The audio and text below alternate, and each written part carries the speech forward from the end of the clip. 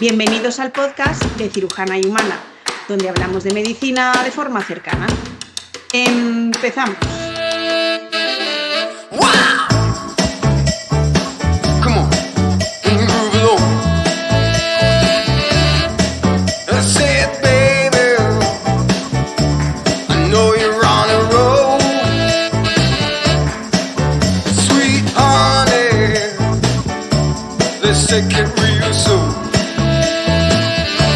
Hoy vamos a hablar de un tema importante, pero en cierto modo tabú. Bueno, en cierto modo y sin cierto modo. Es un tema tabú en nuestra sociedad. Y para eso tenemos la gran suerte de contar con una gran profesional, que ahora la presentaremos, porque es experta en cuidados paliativos. Y es de lo que vamos a hablar en esta ocasión, de cuidados paliativos sin velos, sin paños calientes, y vamos a adentrarnos en este mundo tan peculiar, tan polémico y tan a veces escondidos para los ojos de unos, pero tan visible en los ojos de otros, y sobre todo cuando te toca de cerca o a ti mismo un problema importante. Bienvenida, doctora Blanca Prieto. Muchas gracias. Nos gustaría un gusto estar aquí. Muchas gracias. Nos gustaría que te presentaras, porque yo te conozco mucho, es compañera del hospital, pero nuestros oyentes no te conocen. Bueno, pues yo me llamo Blanca Prieto Ríos, que mi madre también lo agradece, que diga su apellido. Soy médico internista de formación ya hace unos cuantos años. Y mi experiencia profesional se ha dado mucho en el ámbito inicialmente de oncología. Trabajé ahí pues 11 años aproximadamente como atención hospitalaria a pacientes ingresados de oncología, y desde ahí pues me fui formando y dirigiendo más hacia el campo de los cuidados paliativos, en el que específicamente ya trabajando llevo pues desde 2016 aproximadamente. Pues después de una formación de un máster en cuidados paliativos, pues llevo pues como 6 o 7 años, 7 ya, en este campo específicamente. He estado un tiempo en atención en domicilio y pues ya desde hace 5 años ya aquí en el tiempo, hospital, rapidísimo. Sí, con pandemia por medio ya como que saltaron 2 de pronto, ¿no? Sí. Pues esa soy yo como profesional. Y como humana siempre nos gusta el lado humano de nuestro. Claro que sí, y además es fundamental también para ser un buen médico, yo creo. Uh-huh. Pues me gusta mi familia, tengo 2 hijos ahora ya adolescentes. Me gusta mucho el teatro, cantar. Estoy en un grupo de teatro musical de aficionados. Sí, qué interesante. Sí, hemos hecho muchos musicales. Y pues eso se avisa y veremos ir a verte. Bueno, está ahí demasiado ya. Y eso es uno de los espacios así donde más disfruto, y me gusta mucho la naturaleza, la montaña. Y bueno, eso son estupendo disfrutar de la vida también, ¿no? Sí, el arte, la belleza, hay que cuidarla también para poder estar en otros sitios. Pues sí, muy bien. Pues si te parece, vamos a empezar por el principio. Yo creo que es lo que se están preguntando nuestros oyentes. ¿Qué son los cuidados paliativos? Uh-huh. Porque a veces tenemos pacientes que están ingresados y de repente hacemos una consulta a cuidados paliativos. ¿Qué es lo que pueden esperar los pacientes? Uh-huh. ¿Por qué existen? ¿Por qué son necesarios? Pero empezamos por el principio. ¿Qué son? Bueno, a ver, los cuidados paliativos o la medicina paliativa no es algo que nos hayamos inventado ahora, ¿no? O sea, la atención paliativa es, lo que significa la palabra es paliar, es aliviar, ¿no? Y eso es una de las intenciones, forma parte de uno de los objetivos como médicos desde que existe la medicina, desde Hipócrates, desde antes. Y yo creo que esa frase de si puedes curar, curas, si no puedes curar, alivia, y siempre consuela y acompaña, ¿no? Pues yo creo que eso es algo que forma parte de la atención médica, ¿no? Y que debería estar presente en casi toda la atención médica. Hay ámbitos donde evidentemente tiene más presencia que otros, pero eso es el concepto como cuidados paliativos como tales, cuando ya la atención está más centrada en ese aspecto, porque el aspecto de igual cambiar la trayectoria de enfermedad o curar la enfermedad es pues ya o muy difícil o ya no es posible, ¿no? Entonces, es este enfoque de atender sobre todo pues a aliviar síntomas, a facilitar la adaptación en todos los sentidos al proceso de enfermedad y eventualmente pues de final de vida, el aliviar un poco el sufrimiento en la medida en que podamos y sobre todo, pues como digo, acompañarlo. Todo eso engloba pues una serie de conocimientos técnicos como pues medidas para tratar el dolor, analgesia, otra serie de síntomas que aparecen en estos momentos de la enfermedad y también el soporte, ¿no? El ayudar a transitar ese periodo de la mejor manera posible, a veces no solo con medicamentos, sino también con una atención integral. Yo creo que eso es un concepto importante que por lo menos en la teoría los cuidados paliativos, como los entendemos ahora, deben ser una atención multidisciplinar, ¿no? O sea, la integración de otros profesionales sanitarios, por supuesto de enfermería, de psicólogos, de trabajadores sociales, se contempla como esencial en lo que es los cuidados paliativos. Fíjate que es como idea, que es que no es poca, hay muchas cosas que ir desgranando. Eso es. Fíjate que yo creo que la sociedad en la que vivimos, que es una sociedad de resultados, es decir, me compro una bolsa de magdalenas, tengo una bolsa de magdalenas, piensa que la medicina es así. Y yo creo que hemos perdido en ocasiones la perspectiva, que piensas que la medicina te va a curar, pero ¿qué pasa? Hay cosas que no se curan. Eso es. Y nosotros, nos guste o no, somos finitos. Por mucho que avance la medicina, de aquí a 100 años, todos los que estamos, probablemente los que nos están escuchando y nosotros estaremos muertos. Y eso es hasta a día de hoy irreversible e inevitable, de una forma o de otra. Y eso que nos estás diciendo yo creo que es algo importante, porque acompañar, aprender a ciertas cosas, paliar el dolor. ¿Os dedicáis solo al paciente o también al entorno del paciente?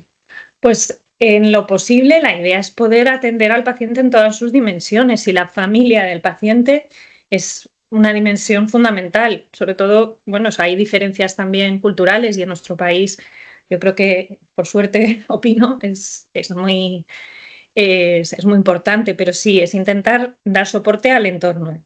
Luego, en cada caso individual, pues se hace lo que se puede en el momento en el que se puede, que no siempre somos capaces de atender al entorno porque no nos da tiempo, porque no hay entorno, porque, bueno, que hay una serie de, por las circunstancias de las vidas y de los contextos, pero se trata también, claro, cuando a una persona está enferma en enfermedades, porque, claro, puede venir una enfermedad aguda que curse muy rápidamente y provoque un final de vida rápido. Eso pasa y seguirá pasando y bueno, pero estamos hablando de, en general, los pacientes que atendemos son procesos de enfermedades donde esa perspectiva pronóstica ya está desde hace un tiempo, entonces se está enfrentando a esa posibilidad desde hace un tiempo, con lo cual hay un margen para poder actuar un poco en conjunto, ¿no? en lo que le rodea. ¿Y qué tipo de pacientes tratáis? Porque cuando hablamos de pacientes paliativos, todos nos imaginamos a un paciente oncológico,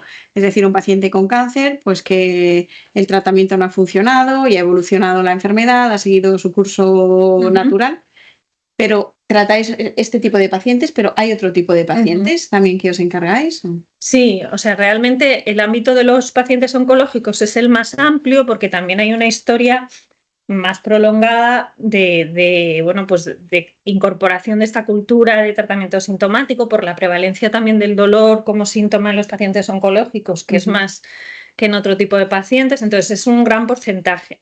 Pacientes oncológicos que porque los veamos en paliativos no quiere decir que estén en una situación súper avanzada. Es decir, cada vez más intentamos que pacientes oncológicos en su trayectoria de enfermedad, cuando se trata de enfermedades no curables, con un pronóstico a medio plazo por lo menos pues sombrío, podemos atenderlos desde un tiempo largo antes y puede haber momentos en los que veamos a ese paciente de forma más seguida y luego pues espaciemos más las visitas. Es decir, que no necesariamente vemos a pacientes en una situación de pronóstico de semana, no. Entonces, esto también es importante porque con cuanto a veces la ventaja de tener una atención precoz en paliativos pues facilita el proceso. No todos los pacientes oncológicos tenemos que verlo, ni mucho menos, con eso no, pero en determinados casos que alguien, también me parece importante que alguien, si recibe la noticia de que, oye, te voy a mandar a la consulta de paliativos, pues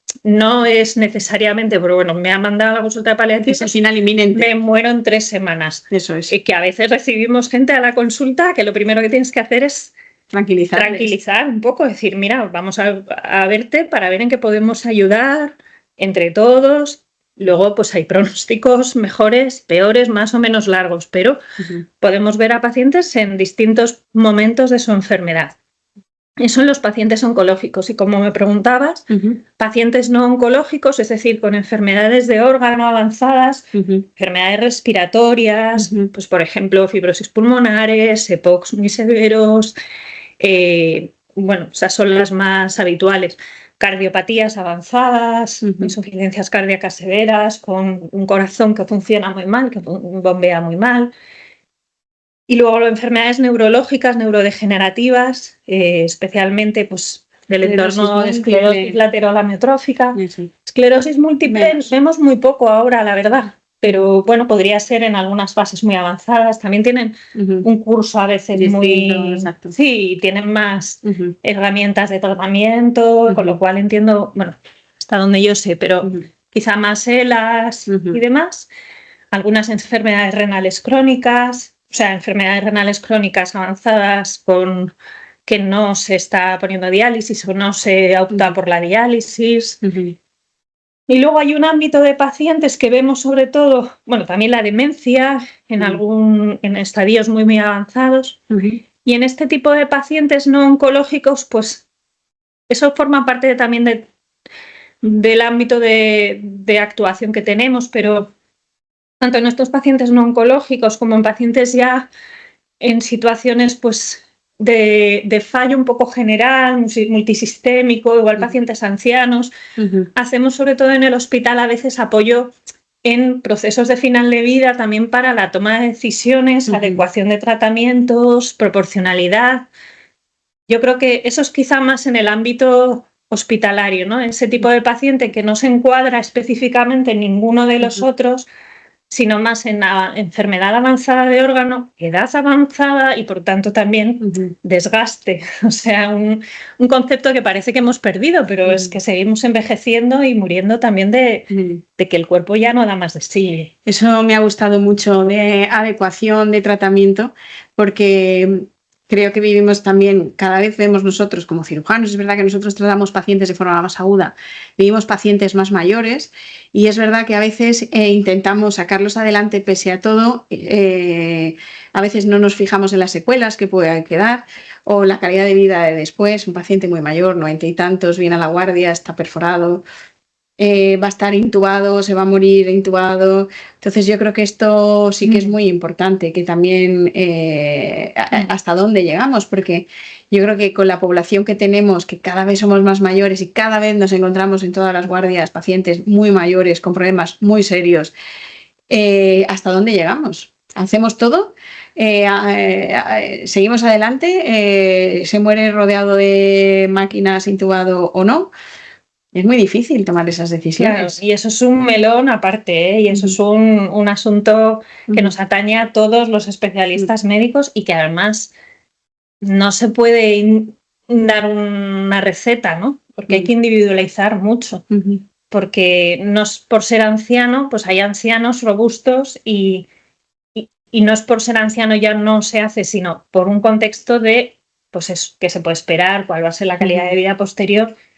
Y aquí hay una cantidad de condicionantes también sociales, sociofamiliares y culturales, porque a veces hemos perdido la noción de que nos morimos, ¿no? Esa presencia de la realidad de la finitud de la vida la tenemos muy alejada, incluso pues pues ves ancianos de 95 años y la dificultad a veces de los hijos en concebir que llega un momento que bueno, que luego todo el mundo tiene su historia y lo comprendes, y yo creo que es importante tratar de llegar a comprender de dónde viene para tratar de ayudar a asimilar que estas decisiones a veces son las más necesarias, ¿no? Todo eso es pues un tema aparte y con muchos flecos que es necesario individualizar, reflexionar cada profesional, reflexionar también las veces que nos hemos pasado de la raya o que, bueno, si es que hay rayas, ¿no? Porque esto no me gusta decirlo así,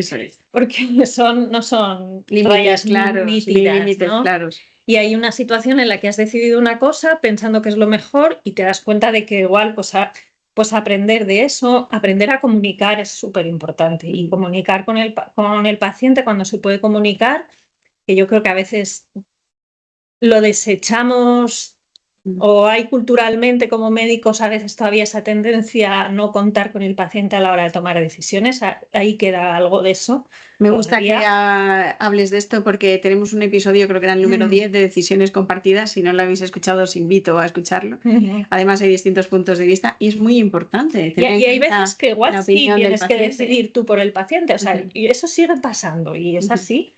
Pero hacer partícipe o explorar cuánto quiere participar el paciente en eso, también ir trabajando con la familia en eso, ¿no? Es un tema que podría tener como un capítulo aparte. Todo el tema de adecuación, de qué es a veces cómo decidimos, en qué punto paramos, todo eso, ¿no? Y muchas veces cuando hablaba de este tipo de atención, de adecuaciones, de situaciones, pues ingresos muy prolongados, múltiples complicaciones, muchas veces personas ancianas que llevan mes y medio en el hospital y más, multiagredidos, sí, y más. Y a veces el profesional que está en la primera fila no ves la ha perdido la referencia, y es normal, nos pasa a todos cuando estás ahí. Entonces, ese aprendizaje de reconocer que la muerte está ahí, que no es fácil a veces y que el final está ahí. Y a mí me gusta decir, y a la hora de explicar las cosas, a veces es permitir la muerte. Es que no es más que permitir, no estamos provocándola, estamos permitiendo que pase lo que ya está pasando y le estamos poniendo parches como un barco que estamos achicando y poniendo, ¿no? Y permitir que eso pase de la manera menos dramática, más confortable posible, pues pasa por tratar de aliviar al paciente con las medidas que sean y de explicar el proceso. Mucha parte de lo que hacemos yo muchas veces digo, lo que más a veces hago es explicar, o sea, acabo crónica, sí, explicar. Pero es importante porque es de lo más importante. Eso es. El problema es que nadie te lo explica. Y explicarlo bien, y explicarlo un día y otro también. Porque cuando son noticias de este tipo, pues tú lo sabes, me cuesta, ¿no? Asumir. Le he dicho a esta paciente o a esta familia esto mismo ayer o antes de ayer, y es como si, bueno, todo ese proceso, a mí me parece apasionante el tema de la comunicación, ¿no? Y que solemos comunicar mal en general también. Es algo que nos formamos poco. Bueno, eso por supuesto, nos formamos muy poco y luego escuchamos a veces poco, que eso también. Y luego a veces no es que comuniquemos mal o bien, es que no recogemos el feedback de lo que han entendido en lo que hemos dicho. Claro. Eso es algo súper importante. También es muy importante esto que has dicho, que a veces, por eso son importantes los equipos multidisciplinares, porque a veces el médico, sobre todo los quirúrgicos, que es lo que más experiencia tenemos nosotros, estás a primera fila y de cualquier especialidad quirúrgica. Y vas viendo complicaciones, vas parcheando, que lo has hecho muy bien, y a veces pierdes un poco la perspectiva global de que lo que tiene pues es un tumor avanzado o yo qué sé, lo que sea. Y está bien tener otros puntos de vista también para nosotros, para el paciente, para nosotros, para su familia. Es decir, yo creo que de esto nos beneficiamos todos. Y yo creo que en eso también, por ejemplo, en el contexto del hospital en concreto, las referencias de las enfermeras, de las auxiliares son fundamentales, porque están viendo la familia, el paciente. La familia, el paciente, cómo se mueve el paciente, si el paciente no se está pudiendo mover. Es que si una persona de 90 años lleva un mes y medio sin moverse, su capacidad de recuperación, ¿cuánto es, no? Y en qué velocidad, y mientras se recupera, qué cosas le van a pasar, Todo eso, pues es verdad que no es el ámbito de cirugía, por ejemplo, o de necesitas un médico con una perspectiva más general, un geriatra, un internista. Y en estos casos, que son como enfermedades o situaciones muy extremas, pues ahí también podemos, eso en el ámbito hospitalario es donde lo vemos más, que es más específico de este entorno. Y la atención en cuidados paliativos contempla varios entornos de atención. No solo en el hospital. No solo en el hospital. Antes de pasar a qué es lo que hacéis, qué es lo que ocurre a un paciente cuando va a vuestra consulta, estamos centrándonos en pacientes mayores, pero también tratáis pacientes jóvenes, pacientes medianos, niños. Nosotros en concreto, o sea, hay equipos de atención paliativa pediátricos, que por suerte en Madrid sí que existen, no en todas las comunidades autónomas tienen. Eso es muy importante. Bueno, y luego vamos a abrir. Es otro melón. Pero nosotros vemos desde, bueno, pues pacientes no pediátricos, que pues podemos tener pacientes de 19, pues además es verdad, por ejemplo, aquí con la unidad de sarcomas estamos teniendo a veces más, pacientes jóvenes. Últimamente más pacientes jóvenes, y luego no solo del entorno de pacientes con sarcomas, que bueno, pues aquí al haber una unidad de referencia pues hay algunos más, pero de todas las edades, sí. Los pacientes más ancianos quizás son estos que hablamos más de adecuaciones, de enfermedades crónicas avanzadas, por ejemplo, los no oncológicos respiratorios o cardiológicos, pues sí, a veces son pacientes más ancianos, pero oncológicos hay de todas las edades. Sí. Eso es. Y ahora hablaremos después de las diferencias de territorio. Yo soy un paciente, por ejemplo, estoy en tratamiento oncológico, vamos a poner el paciente típico para que sea más fácil, mediana edad, y mi oncóloga me dice que le gustaría que fuera a la consulta de paliativos, pues para conocerlos o para lo que sea. Lo primero que piensa el paciente es lo que tú has dicho: oh Dios mío, me quedan 2 semanas de vida y me mandan a paliativos. Entonces, cuando yo soy un paciente y voy a tu consulta, ¿qué es lo que puedo esperar? ¿De qué vamos a hablar? ¿Cómo voy preparándome mentalmente, sobre todo, para que cuando llegue a tu consulta pues no sea un shock? Ver cuidados paliativos, el letrerito en la puerta y parece, pues eso, ¿cómo debe prepararse un paciente para ir a la consulta? Bueno, el paciente que recibimos en la consulta externa es con mucha frecuencia oncológico o no oncológico, y es un paciente que está suficientemente estable o más o menos bien. Hay veces que llegan en condiciones que dices igual, pero son las menos, ¿no? Y las deriva a su médico de referencia a una consulta que a veces se llama directamente paliativos, o la tendencia es ahora, para facilitar ese shock, para facilitar el ajuste, ¿no? También se llama equipo de soporte hospitalario, equipo de soporte domiciliario, lo hay también, ¿no? Pero es lo mismo. Es lo mismo, el concepto final es lo mismo, pero bueno, pues para que no sea, tiene un estigma, tiene una carga. Eso sí que es verdad. De significado, y es inevitable que la tenga, o sea, al final viene de experiencias que uno ha tenido y es lógico tenerla, ¿no? Entonces, normalmente lo que se hace en una primera consulta con un paciente oncológico o no oncológico que venga acompañado, pues con quien venga, es conocerle. Es verdad que yo muchas veces digo, perdona que te voy a preguntar un montón de cosas, que no soy la policía, que te estoy dando la ficha, pero intentamos por lo menos tener una primera referencia de un poquito de quién es ese paciente, ¿no? Aparte de su historia de enfermedad, que normalmente nos hemos podido leer en los antecedentes y en la parte que contamos de informes, pues con quién viene, con quién vive, cómo se maneja, cuál es su estado funcional, con qué recursos de apoyo familiar o social cuenta. Eso nos da ya una foto de un poquito quién es. En la primera visita pues tampoco puedes ahondar en muchísimas cosas, pero bueno, depende de cómo vaya la entrevista, pues a veces surgen pues destellos de algo que es interesante valorar, porque es como bastante necesario conocer el ámbito de valores de esa persona. Porque si vas a seguir un proceso en el que igual hay que tomar decisiones difíciles o hablar de cosas difíciles, pues también saber con qué cuenta o de dónde parte, qué herramientas tiene, es importante, ¿no? Entonces exploras un poco esa situación y en un primer momento lo que haces es, bueno, preguntar, muchas veces preguntar, ¿sabe por qué está aquí? ¿Quién le ha mandado? ¿No? Tantear cómo se siente ante estar en una consulta. Algunos no saben muy bien a dónde han venido, otros Sí, porque les hablan de soporte y no saben muy bien qué es, otras veces porque que me ha dicho la oncóloga que venga, pues les explicas cuál es tu función, cuál es el objetivo de acompañarles o de verles, de hacerles seguimiento y bueno, pues sitúas en qué podemos esperar de este seguimiento y explorar sobre todo los síntomas iniciales que tiene, ¿no? Obviamente, si alguien viene con dolor, de lo primero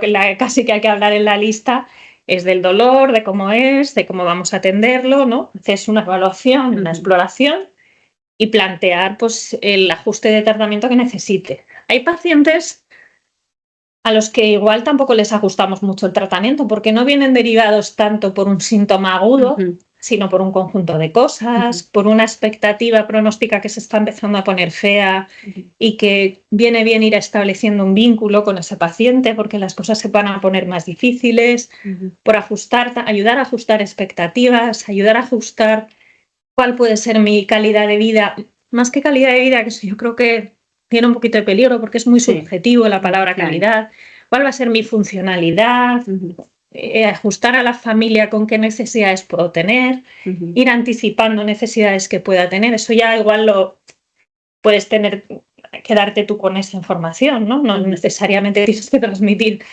todo el primer día porque es demasiada información, sería demasiado, dar ¿no? cuenta de lo que todo esto, sobre todo mucho de explorar un poquito quién es y los síntomas principales y explicar cuáles son los objetivos y establecer un plan de seguimiento.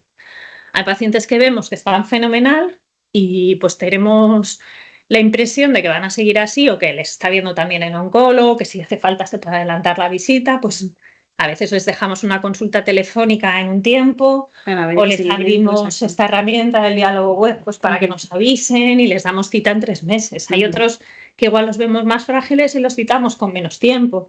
Hay algunas veces, claro, es la palabra. Algunas veces se les da el alta porque dices, bueno, es que este señor está muy bien, mándamelos más adelante, ¿no? Claro. Igual, o les estás viendo durante 2 visitas, mejora inicialmente ese síntoma y cambian las cosas, porque, por ejemplo, es un paciente con cáncer de páncreas que acaba de empezar el tratamiento y el tratamiento del cáncer de páncreas, aunque sea paliativo, le está funcionando y le alivia el dolor. Entonces, igual, bueno, pues le dices, bueno, no es que te dé el alta, pero te voy a ver un poquito más tarde, porque, bueno, que es ajustar un poco el seguimiento ya en función de cada persona. Es súper individualizado vuestra práctica, es decir, sí, es ajustado completamente. Eso es, y también dependiendo de situaciones del paciente, pues empiezas a ver estará solo, hay gente que estará con mucho apoyo, hay gente que igual se puede mover muy mal, entonces ahí también la suerte que tenemos en cómo está establecido el plan de cuidados paliativos o el circuito de paliativos, por lo menos aquí en la Comunidad de Madrid,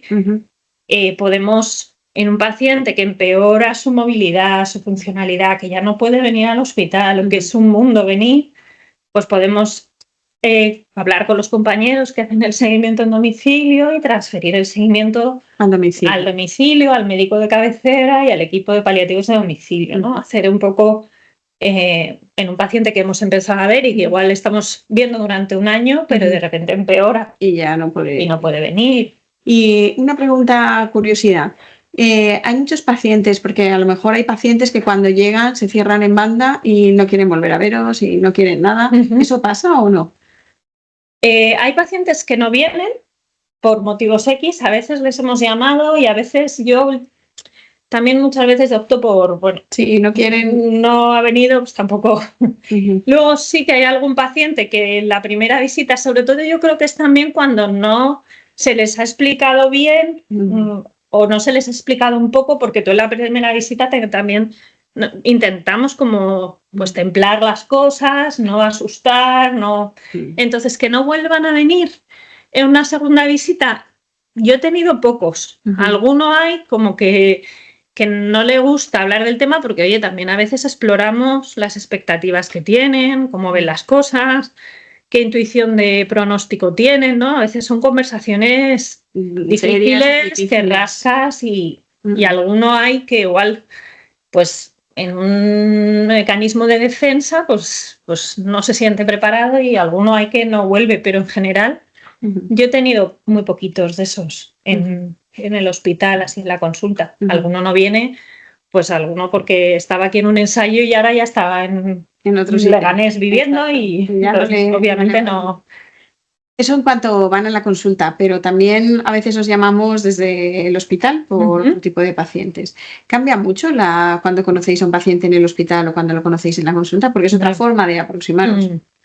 Es bastante diferente, porque en general, bueno, es cierto que a veces se aprovecha el ingreso para conocer a un paciente y establecer una primera conexión, aunque es un paciente que se va a ir de alta pronto, que la perspectiva es hacerle un seguimiento y un tratamiento con quimio o con, bueno, pues un tratamiento cardiológico en ocasiones igual más a medio largo plazo, tal. A veces conoces al paciente como un punto de inflexión o porque ha habido un cambio en la situación de enfermedad y se aprovecha el ingreso como para vincular, para tomar contacto. Pero si no, las situaciones suelen ser más agudas. Lo que vemos en pacientes de interconsulta pues son pacientes con crisis sintomáticas o crisis de evolución. Entonces, ahí hay mucho más caos, mucho más miedo, mucho más explosión de cosas. Entonces, son situaciones más agudas en las que suelen haber a veces que tomar decisiones con menos tiempo, ahí es súper importante, siempre lo es, pero cuando vemos pacientes en interconsultas, actuar de forma conjunta con el servicio que te lo deriva y tomar un planteamiento lo más consensuado posible también de cara al paciente, incluso si es posible hacer visitas juntos, por lo menos inicialmente. Sí, son situaciones muy diferentes, porque el paciente que está ingresado es porque no puede estar en su casa, ¿no? Y cuando no puedes estar en tu casa, que están pasando cosas muy gordas. A veces esas cosas gordas también pues, son faltas de apoyo, situaciones familiares muy complicadas, pero muchas otras veces son pues, obstrucciones intestinales, dolores mal controlados. Entonces, cambia mucho, pero pues podemos conocer pacientes con dolores muy difíciles para intentar ir tratándolos mientras a la vez se plantea, pues, a veces en pacientes con recientes diagnósticos de cáncer, mientras le están poniendo la quimio, tú le estás viendo para ajustarle el tratamiento del dolor. Y ese seguimiento... El tratamiento del dolor. Yo creo que la gente en general tenemos, las personas, miedo a morirnos, pero sobre todo yo creo que lo que más miedo tiene las personas es morirse con dolor. El dolor se puede tratar. Hay mucho margen para el tratamiento del dolor. Yo creo que, si no me equivoco, la bibliografía habla de que hasta el 90% del dolor oncológico es tratable con una buena formación en control de dolor, en cuidados paliativos. Hay algunos casos de dolores difíciles y bueno, pues muchas de las personas, yo creo que muchos de nosotros que nos dedicamos a paliativos, algún paciente sí hemos tenido con dolor difícil, refractario, y en algunos casos esos hay, ¿no? Pero el manejo del dolor es muy amplio, hay muchos escalones, no hay que pensar que ya me van a poner morfina y me voy a quedar drogado, hay que saberla utilizar, hay que saber utilizar los opioides, hay formas de utilizarlos, graduaciones, hay que explicar también a los pacientes y desmontar mitos a veces y explicar también posibles efectos secundarios, explicar también qué podemos esperar. Igual no podemos esperar una desaparición del dolor, pero sí un mejoría, un alivio. Pero sí, o sea, el gran porcentaje del dolor es manejable, tratable.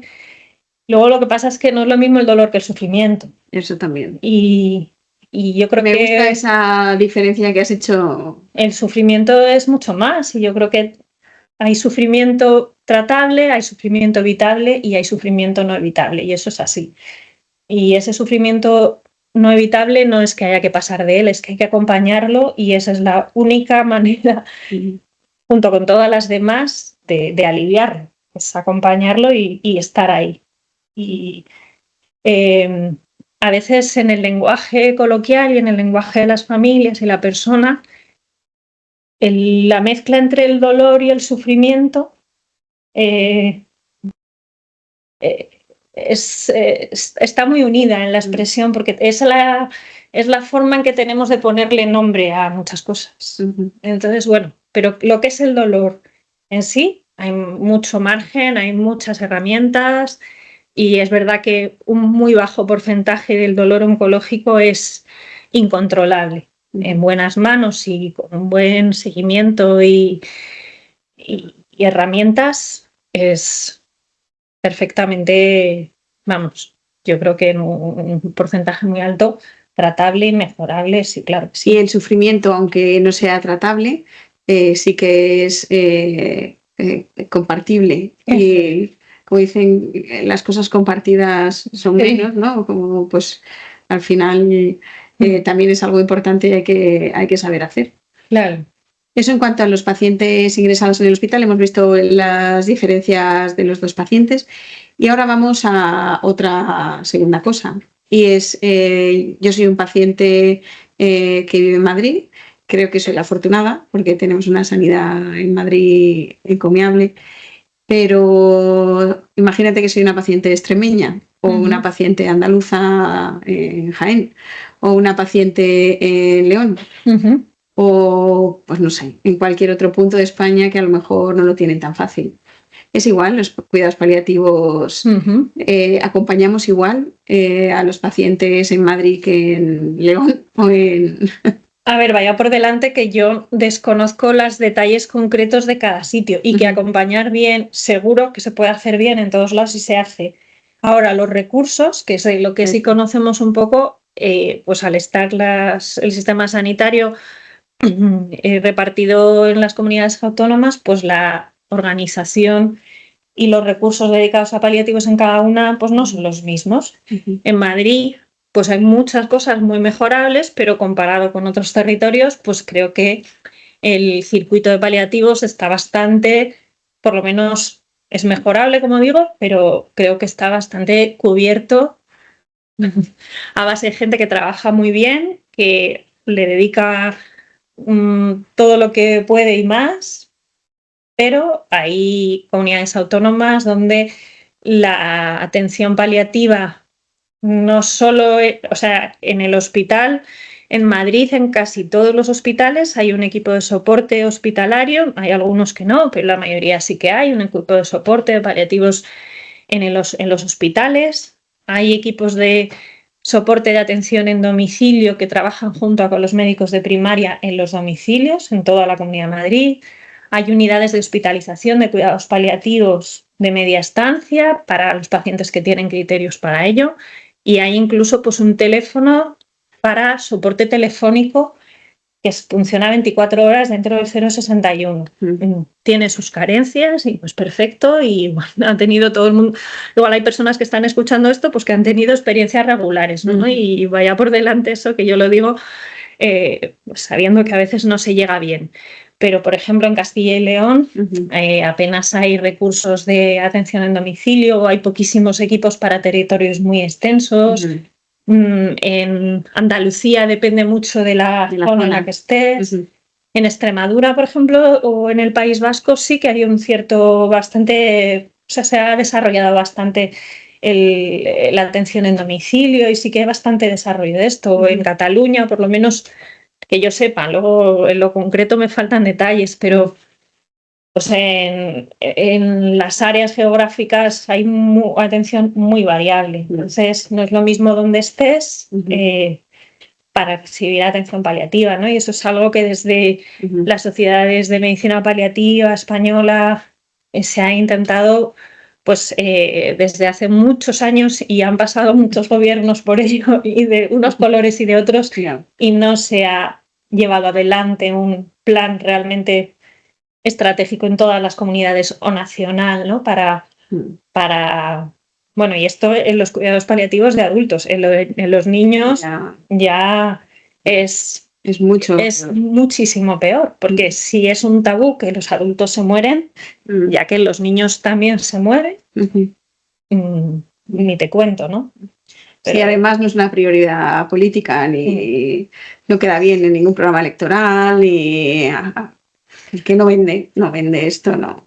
Claro, de otras medidas más populistas, pero esto no. Claro, eso es un poco, pues el tema, por ejemplo, de la aprobación de la ley de eutanasia, pues bien, sí, pues es una cosa que está ahí y que vamos, no hay una crítica a que esa ley en un momento dado se lleve a cabo, sino que eso realmente no está cubriendo la necesidad de mucha gente, que igual, oye, los cuidados paliativos no son la solución de todo, o sea, no lo son.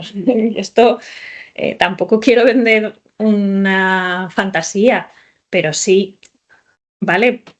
Yo creo que la demanda desde las personas que nos dedicamos a esto es fenomenal, pero ¿y lo de lo otro qué? ¿No? Eso es. Lo otro es una necesidad que está muy clara desde hace mucho tiempo, que hay mucha más gente que la necesita que la que igual, incluso dentro de 5 años igual se hacen 5.000 eutanasias al año, no lo sé. Yo espero que no. Bueno, pero que sí es así, pero es que la gente que necesita cuidados paliativos en España es mucha más, pero eso cuesta mucho más, es menos rentable políticamente y entonces pues da menos votos, entonces no es prioritario, pero es muchísimo más necesario, es muchísimo más necesario. Sí, porque probablemente tarde o temprano muchos vamos a pasar con suerte igual los accidentes lo más tarde posible, que uno pues no lo necesita, efectivamente, pero cambiando de tema para salirnos de este jardín en el que nos hemos metido. El jardín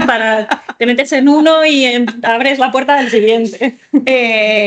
¿La gente se muere en el hospital o dan miedo? Hoy en día yo me acuerdo que cuando pues éramos más pequeños y ya antes de que ni siquiera yo naciera, pero también yo me recuerdo que la gente se moría en su casa. Era pues lo normal. Pero no sé, es mi punto de vista, pero claro, yo no estoy en tu papel.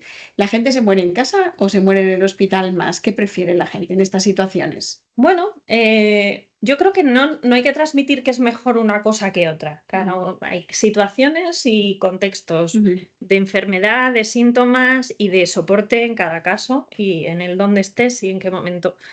Yo, por suerte, creo que hay gente que sí que se elige y se puede permitir el morir en casa, pero la realidad es que eso implica que tengas una familia que te sostenga eso, o un entorno cuidador o mucho dinero para pagarlo. O sea, sí. Pero sí, vamos, y de hecho esto lo facilita también los equipos de domicilio y bueno, y también muchos médicos de cabecera hacen su papel y hay muchos médicos de primaria que también, digamos, lo explican, lo acompañan y con la ayuda o no de los equipos de paliativos o exclusivamente en atención por equipos de paliativos en domicilio, depende de los casos. Sí que se sigue muriendo gente en casa y también se muere mucha gente en el hospital. ¿El por qué muere mucha gente en el hospital? Pues volvemos a entrar en ese otro jardín. Hay veces que es lo mejor, ¿eh? O sea, yo creo que no hay que contar con yo es que me quiero morir en casa o tener esas idealizaciones, no, mi padre que se muera en casa, bueno, luego hay que ver qué pasa, ¿no? Porque no es lo mismo un lento, pues, apagarse, pacífico o con algunos pequeños síntomas manejables que sostener en casa un delirium terminal con agitación que pues es muy difícil porque al final el cuidado en casa, aunque haya un soporte por teléfono del equipo, pues la administración de medicamentos se enseña a la familia, se forma, pero la familia tiene que tomar las decisiones, aunque sean contrastadas o con apoyo.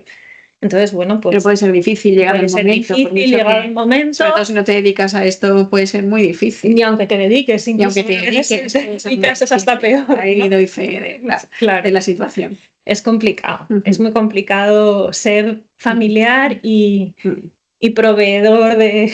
Entonces, bueno, pues se puede hacer y se muere muy bien en casa muchas personas. O sea, vamos, y además, conforme a su deseo, si se puede hacer, sería lo mejor, pero hay veces que es en el hospital y si esa muerte en el hospital está bien atendida, que eso sería también algo que en muchos aspectos tenemos que mejorar y porque no se muere gente solo en paliativos, se muere gente en todos los servicios. No todo el que se muere tiene que morirse en paliativos, por favor. que se mueren pues muchas personas cada día en distintos ámbitos. De eso te voy a preguntar. Tú que has visto muchas personas morirse, has acompañado a muchas personas en esa transición. ¿Es difícil morir? Pues no lo sé. No lo sé. ¿Qué impresión tienes? Aquí ya abrimos otro... Esto enlazando con el tema de la sedación. Quiero enlazar si es difícil morirse y luego ir a la sedación para que... Yo creo que en sí morirse no es difícil. Esto es lo que yo creo. Yo no he estado ahí. Entonces lo digo humildemente. Y por muchos años esperamos que sí. Humildemente lo digo desde mi ignorancia en una parte. Yo creo que un proceso de morir más o menos no muy lento, pero bueno, porque uno puede fallecer de una hemorragia y cursan unas horas, ¿no? Lo que es difícil a veces es ese viaje hacia allí, ¿no? Yo creo que es un proceso y es un irse yendo, ¿no? Entonces, a veces lo que lo hace difícil es la resistencia. Esa es mi experiencia desde fuera, ¿no? Claro, pero eso, ¿cómo le puedes pedir a alguien que no se resista, ¿no? Que no luche? Tú tienes que acompañar y facilitar o engrasar lo suficiente la maquinaria para facilitar, pero morirse es morirse y es un proceso. Yo creo que es... Igual que hay que hablar, claro, es un proceso. Lo que pasa es que vas hacia la pérdida en vez del nacimiento, que vas hacia el otro lado. Entonces... al nacer tienes que acoger cosas que vienen nuevas y al irte dejar ir otras, y eso dejar ir el que se va y los demás, ¿no? Los que están alrededor. Y el que están alrededor. La sedación no siempre es necesaria. Eso es lo que yo creo que el proceso de morir va pasando como por distintas etapas en la que pues se van perdiendo referencias, anclajes, y a veces uno de los anclajes es la conciencia y se va quedando dormido y deja de comer y deja de moverse, ¿no? Pues se va disolviendo eso y a veces ocurre de manera muy plácida y no necesita sedación. Otras veces aparecen agitaciones, confusiones, intranquilidad, que igual sí que lo necesitan. A veces lo necesita el entorno un poco, ¿no? También. Y eso también es un poco cultural, porque la tolerancia que tenemos en el entorno a determinadas situaciones ha cambiado y cambia según las sociedades. Igual te vas a la India y se muere la gente en un proceso de delirio en el que se permite que esté en delirio porque se concibe como que es parte, ¿no? Hay muchas connotaciones en cómo experimentamos eso. En nuestro medio, pues es verdad que interpretamos esa situación de intranquilidad y agitación como un disconfort, y entonces igual sí requiere una sedación. Pero hay que sopesar también cuando lo necesita el paciente o cuando lo necesita el familiar o la familiar o todos, o cuando lo necesitamos los profesionales. Esto a veces también es un tema. Es otro tema. Es otro tema que tenemos que tener una autoconciencia de nuestra reacción, porque estás acompañando una situación que es muy dura y difícil y llena de tristeza. Entonces, ¿es difícil morirse? Pues no lo sé, cuando me muera te lo digo. Si es espero que sea muchos años, ojalá que sí. Pero bueno, es verdad, pues que la única trabajo más complicado que tienes, Bueno, yo creo que tiene sus complicaciones y sus costes, pero luego, pues como todos, o sea, tiene su espacio de actuación. Yo creo que ahora la siguiente pregunta es, supongo que se lo están preguntando, me ha surgido a mí y supongo que a muchos de nuestros oyentes, porque has visto mucha gente morir. ¿La gente se arrepiente de algo? Porque tú estás ahí muchas veces en los últimos momentos. ¿La gente se arrepiente de algo? ¿No se arrepienten en general? No sé. A ver, hay veces que sí te lo dicen. Luego, yo, por ejemplo, si no me lo dicen, tampoco trato de no rascar en lo que se arrepienten, porque Eso es más doloroso. Claro, es más doloroso, ¿no? Entonces, yo creo que parte del apoyo psicológico es buscar las herramientas, los elementos de tu vida, mirar hacia atrás, buscar el legado, el significado y tal. Pero sí, o sea, yo creo que hay algunos arrepentimientos. ¿Cuáles son los más frecuentes que te puedan? Yo creo que el haber priorizado cosas no tan importantes por encima, sí. La familia después, el trabajo primero. Sí. Eso ya nos arrepentimos algunos que todavía no estamos en paliativos. O sea, y eso es verdad que a veces pasa, a veces lo intuyes más que te lo dicen, ¿eh?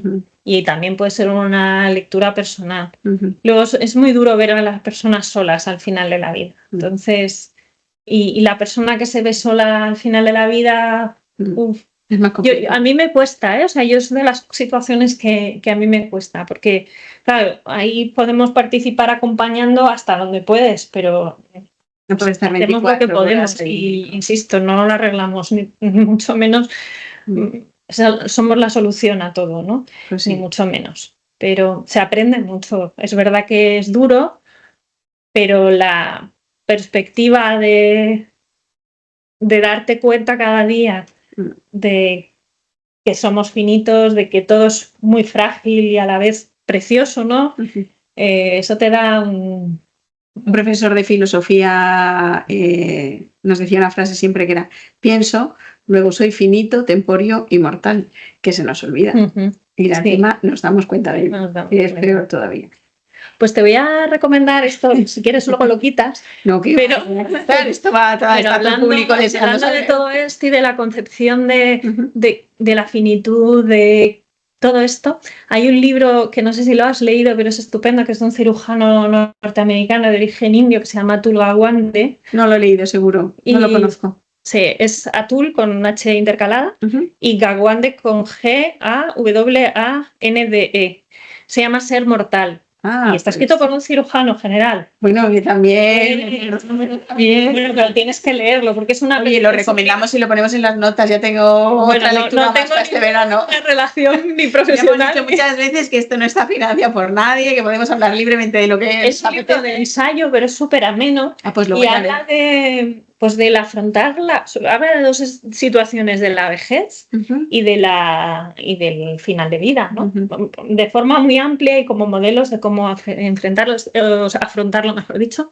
Está más en el contexto de Estados Unidos, ¿no? Pero me parecen unas reflexiones súper interesantes y que yo creo que todo el médico debería leerlo. Pues mira, tomamos nota para... Si tienes un tiempo en vacaciones. En vacaciones que... No es como una novelita de misterio para olvidarte de todo, pero bueno, en algún momento... Bueno, en vacaciones o en vacaciones. Bueno, en vacaciones. Pero lo leeremos sin duda. Y supongo que todos, yo me lo estoy preguntando, nos estamos preguntando, tenemos una población cada vez más envejecida. Cuanto más años, lo vimos en el capítulo que hablamos con la doctora Hormigos del adulto mayor, cuanto más años, pues más problemas, más patologías. Encima muchas de ellas se nos cronifican, que es otra de las cosas que tiene la medicina moderna. Más cánceres, más de todo. ¿Hacia dónde vamos con los cuidados paliativos? ¿Vamos hacia algún lado? ¿Vamos a ser todos muy mayores en poco tiempo y muy poca gente joven? ¿Qué va a pasar con los cuidados paliativos? Es una pregunta muy difícil, ¿eh? La respuesta corta es no lo sé. Vamos, básicamente totalmente. Que nos pasa a todos. Yo creo que vamos hacia un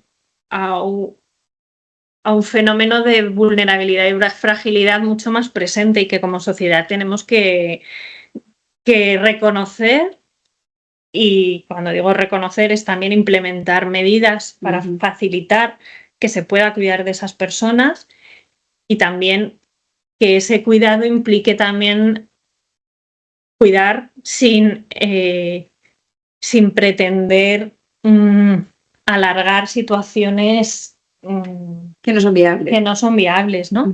Que esto dicho así en general, luego es que cada situación es un mundo y nadie quiere que se muera su madre, su padre, pero pasaría probablemente pues por facilitar mecanismos para poder cuidar de nuestros mayores, espacios donde poderlos cuidar, intentar minimizar hospitalizaciones, pero con una atención primaria bien dotada y bien desarrollada, cosa que parece, es mi opinión, creo que se opta mucho en según qué sitios por la atención en el hospital y es mucho más eficiente a largo plazo la atención primaria, fomentarla muchísimo más, espacios de atención no solo farmacológica, sino de espacios, digamos, de centros de día, ese tipo de atención, ¿no? Y el recursos de dependencia, el facilitar a las familias. Hay familias que quieren cuidar, pero no pueden.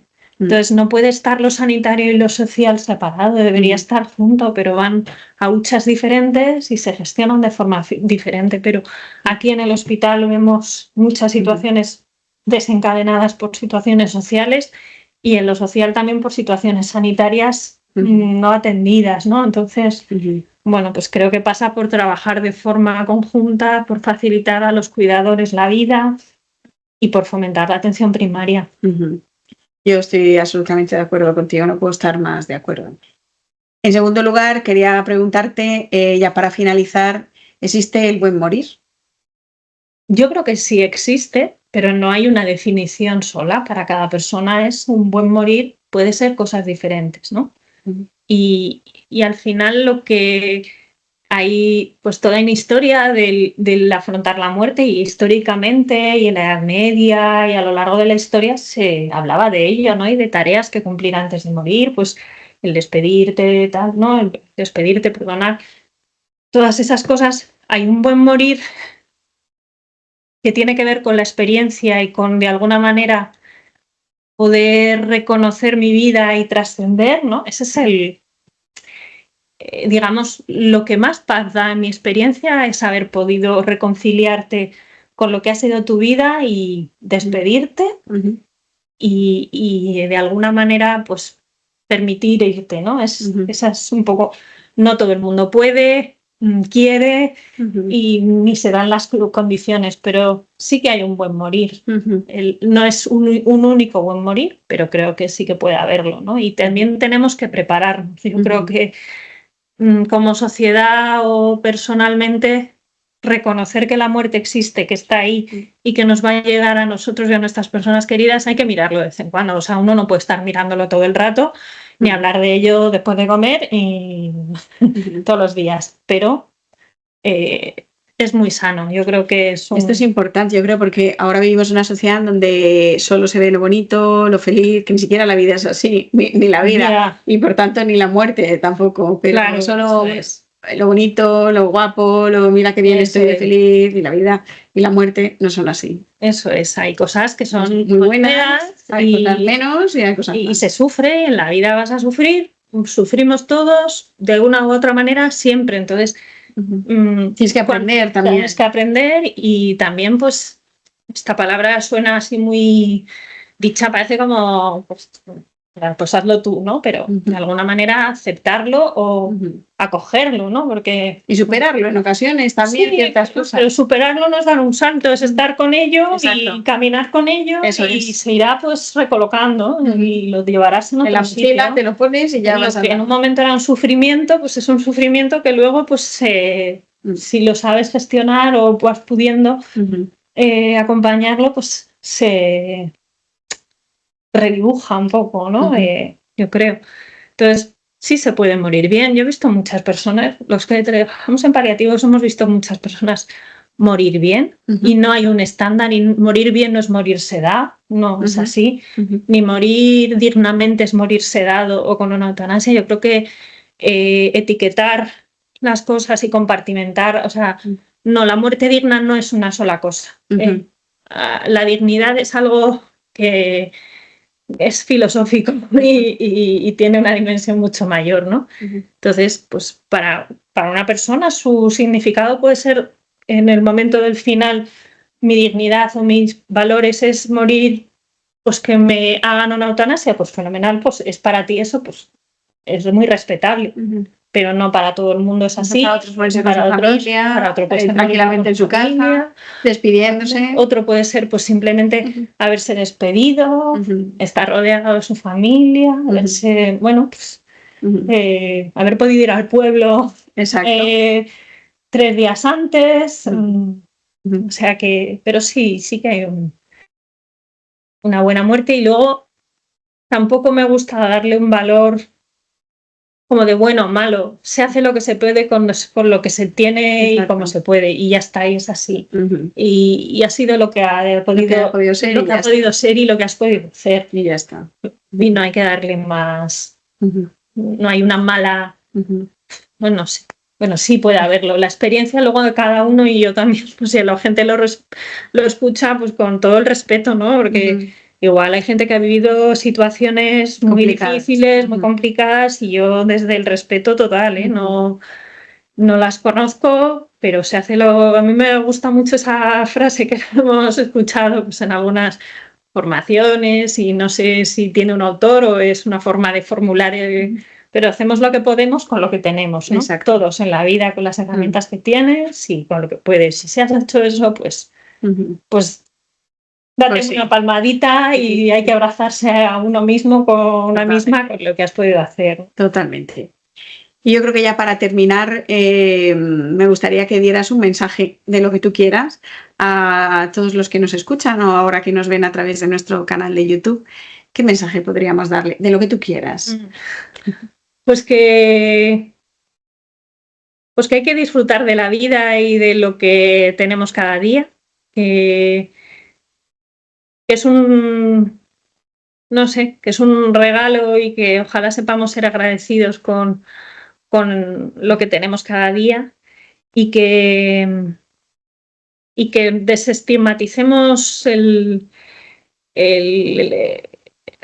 el final de la vida. Si es que la vida es bella también porque pasa y es efímera, ¿no? O sea, y yo también le tengo miedo, a la muerte. O sea, que yo no hablo desde ningún pedestal, y ya me contaré a mí misma cuando esté en esa situación cómo estoy, ¿no? Pero sobre todo que hay que estar en el presente y cuidarnos a nosotras mismas y a quien queremos, y plantearnos que no somos eternos, y que somos vulnerables, se nos olvida. Así, después de la chapa que he soltado. Qué buen mensaje para todos. Pues yo creo que con esto creo que nos han quedado claras muchas cosas. Es verdad que son temas muy complicados y podríamos estar hablando horas. Y ahí de cada cosa podríamos sacar otro. Exacto. Muchísimas gracias por haber venido, Blanca. Y muchísimas gracias por invitarme. Hasta la siguiente. Un gusto. Sí. Capítulo 2. Nos vemos, Blanca. Muchas gracias, Monty. Hasta luego. Hasta luego.